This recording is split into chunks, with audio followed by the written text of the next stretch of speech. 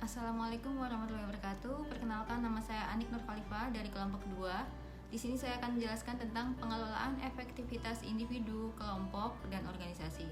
Bidang perilaku organisasi mengidentifikasikan 3 tingkatan analisis. Yang pertama ada individu, yang kedua ada kelompok, yang ketiga ada organisasi. Ketiga tingkatan tersebut sejalan dengan ketiga tingkatan tanggung jawab manajerial. Para manajer bertanggung jawab atas keefektifan individu, kelompok, maupun organisasi. Selanjutnya, perspektif keefektifan. Yang pertama ada efektivitas individu. Perspektif ini menekankan pelaksanaan tugas pekerja atau anggota dari organisasi itu. Tugas-tugas yang dilaksanakan adalah bagian dari pekerjaan atau posisi individu dalam organisasi tersebut. Para manajer secara rutin menaksir keefektifan individu melalui proses evaluasi prestasi. Evaluasi ini menjadi dasar untuk kenaikan gaji, promosi, dan jenis imbalan lain yang diberikan dalam organisasi tersebut. Yang kedua ada efektivitas kelompok. Individu-individu jarang bekerja secara terpisah dari pekerja lainnya. Artinya, individu bekerja dalam kelompok. Jadi, kita harus mempertimbangkan suatu perspektif keefektifan antara ketiga kelompok adalah jumlah sumbangan dari seluruh anggotanya. Contoh, pekerja perusahaan rokok di bagian produksi. Individu bekerja sebagai pelinting rokok. Bekerja mempunyai tingkat efektivitas yang lebih tinggi atau hasil maksimum. Akan mempengaruhi efektivitas kelompok. Tentunya, dalam hal ini keefektifan kelompok melebihi jumlah sumbangan individu. Dengan demikian, produk jadi satu bungkus rokok dihasilkan dari sumbangan masing-masing individu pekerja. Yang ketiga ada efektivitas organisasi. Karena organisasi terdiri dari individu dan kelompok, keefektifan organisasi adalah fungsi dari efektivitas individu dan kelompok. Demikian, keefektifan organisasi melebihi jumlah efektivitas individu dan kelompok. Organisasi dapat memperoleh prestasi yang lebih tinggi dibandingkan dengan jumlah prestasi dari masing-masing bagiannya. Nah, selanjutnya di sini ada hubungan antara ketiga perspektif tentang keefektifan yang disajikan pada gambar di bawah ini. Yang pertama ada keefektifan individu, terus keefektifan kelompok, kemudian ada keefektifan organisasi. Panah penghubung itu menunjukkan bahwa keefektifan kelompok tergantung pada keefektifan individu dan keefektifan organisasi tergantung pada keefektifan kelompok. Di sini saling keterkaitan. Hubungan yang pasti antara ketiga perspektif itu bervariasi, tergantung pada berbagai faktor seperti macam organisasi, pekerjaan yang dilakukan, dan penggunaan teknologi dalam melakukan pekerjaan tersebut. Gambar tersebut mencerminkan adanya dampak kumulatif dari ketiga perspektif itu. Jadi, keefektifan kelompok lebih besar dibandingkan dengan jumlah keefektifan individual karena perlahan terwujud melalui usaha gabungan individu dan kelompok. Kita ke slide selanjutnya. Tugas manajemen adalah mengidentifikasi sebab-sebab keefektifan organisasi, kelompok, dan individu. Seperti yang diperlihatkan pada gambar di bawah ini, setiap tingkat keefektifan dapat dipandang sebagai suatu variabel yang disebabkan oleh variabel lainnya, yaitu sebab-sebab keefektifan dari sumber-sumbernya sebagai berikut. Nah, keefektifan individu itu disebab-sebabnya yang pertama ada kemampuan, keahlian, pengetahuan, sikap, motivasi, dan stres. Terus kemudian keefektifan kelompok disebabkan oleh sebagai berikut. Yang pertama ada kepanduan, kepemimpinan, struktur, status, peranan, dan norma-norma. Kemudian dari keefektifan organisasi, sebab-sebabnya yang pertama ada lingkungan, teknologi, pilihan strategi, struktur, proses, dan kebudayaan. Itulah keterkaitan keefektifan dari individu, kelompok, dan organisasi. Kemudian selanjutnya akan dijelaskan oleh teman saya.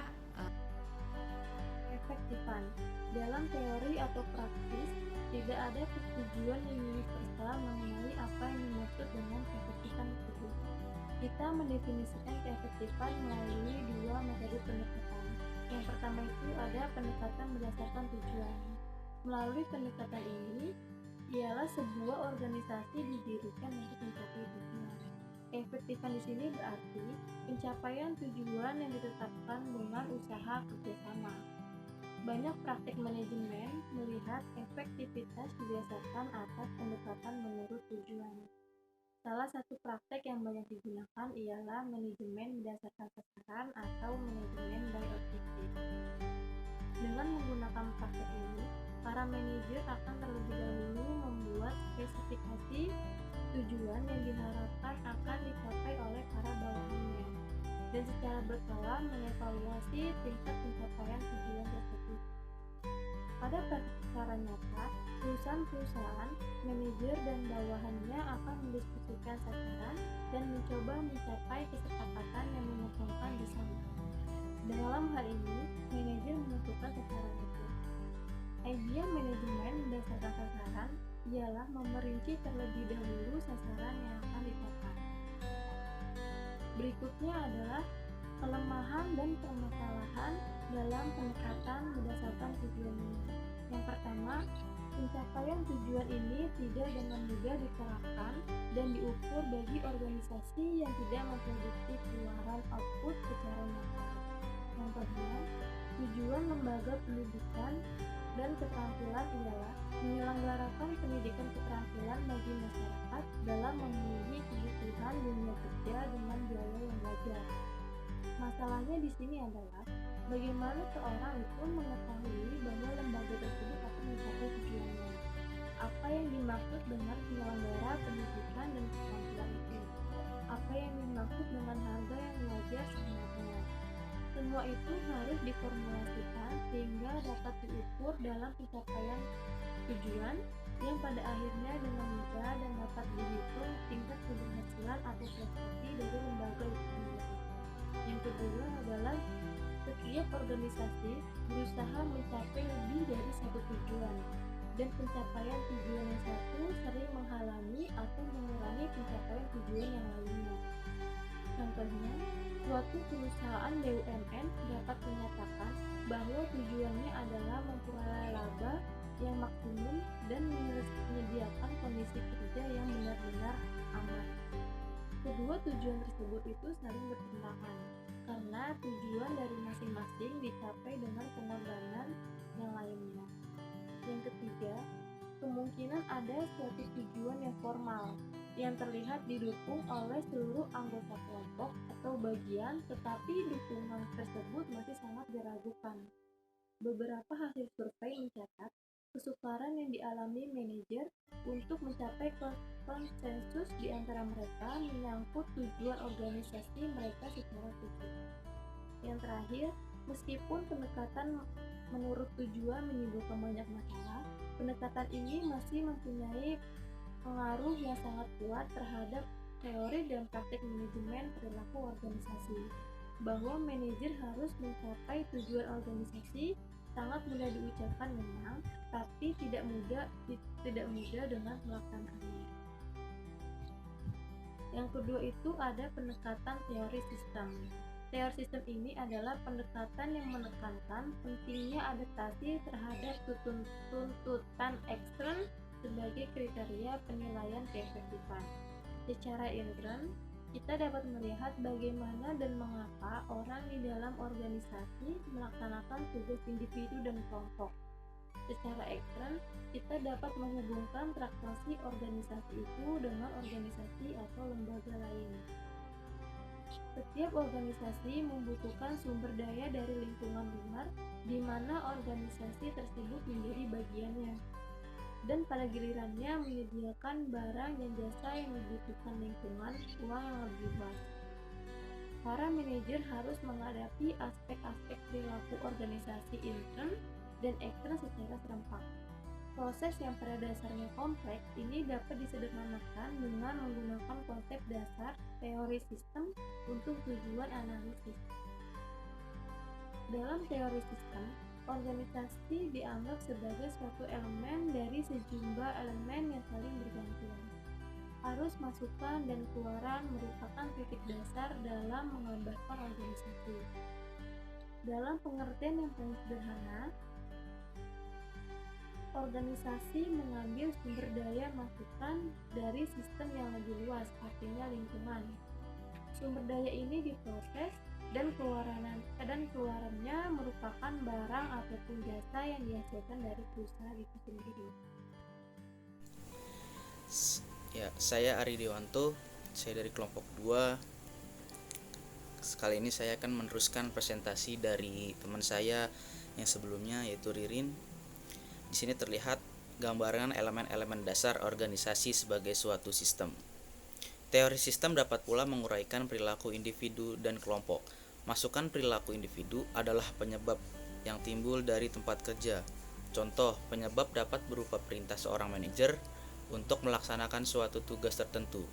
Masukan atau penyebab kemudian bekerja pada mental individu dan proses psikologis untuk memproduksi hasil atau outcome yang khusus. Hasil yang dikehendaki manajer tentunya sesuai dengan petunjuk, tetapi hal ini tergantung dengan pada keadaan proses individual yang hasilnya mungkin tidak sesuai dengan petunjuk-petunjuk itu.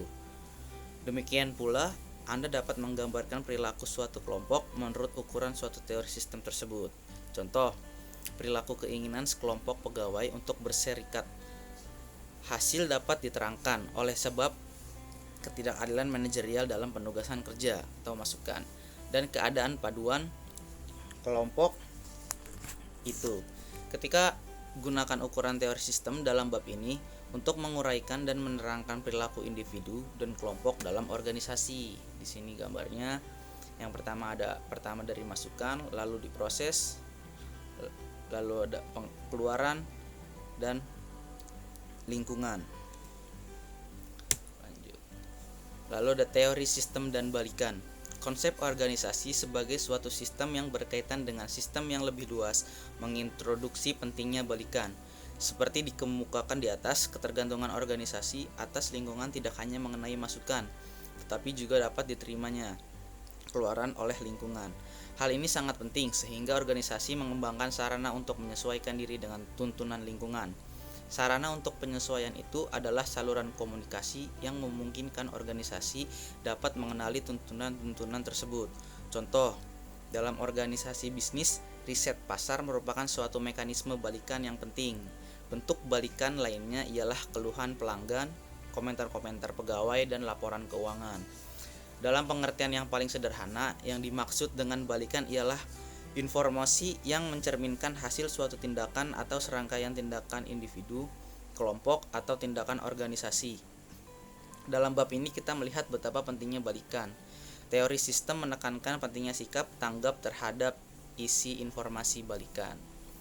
Lalu dari itu semua, kesimpulan dan tanggapan.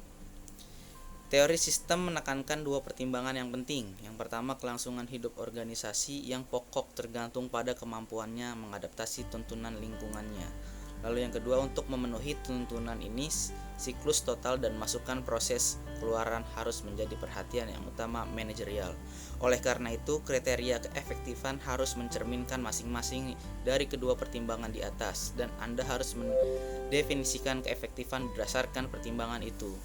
Pendekatan menurut sistem menunjukkan bukti-bukti bahwa sumber daya harus dicurahkan terhadap kegiatan-kegiatan yang mempunyai sedikit kaitan dengan pencapaian tujuan utama organisasi. Dengan kata lain, pengadaptasian terhadap lingkungan dan pengutamaan arus masukan. Proses pengeluaran memerlukan pengalokasian sumber daya untuk kegiatan-kegiatan yang hanya secara tidak langsung berkaitan dengan tujuan tersebut. Ya, terima kasih. Sekian dari kelompok 2 untuk pembahasan mengenai pengelolaan efektivitas individu, kelompok, dan organisasi. Sekian, wassalam.